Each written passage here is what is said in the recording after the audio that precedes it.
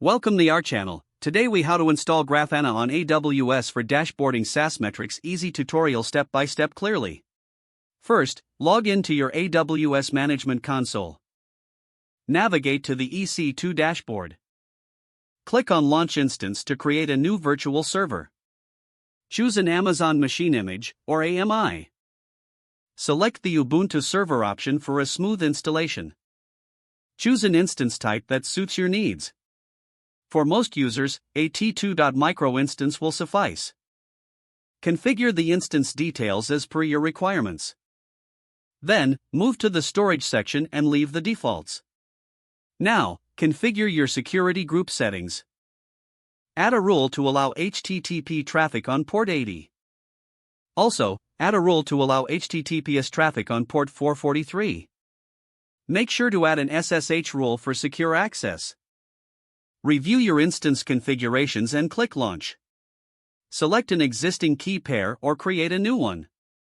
Download your key pair if creating a new one. Once your instance is running, note the public IP address. Next, connect to your instance using an SSH client. Use the command sshirkey.pem ubuntu at your public IP. You'll be prompted to accept the connection. Type yes to proceed. Now, update the package list by executing sudo apt update. Then install the necessary dependencies using sudo apt install y software properties common. Add the Grafana apt repository with sudo add apt repository y ppa grafana/stable. Update the package list again with sudo apt update. Now install Grafana using the command sudo apt install y grafana. Once installed, start the Grafana service with sudo systemctl start Grafana server. Enable Grafana to run on boot using sudo systemctl enable Grafana server. Check the status of the Grafana service to ensure it's running.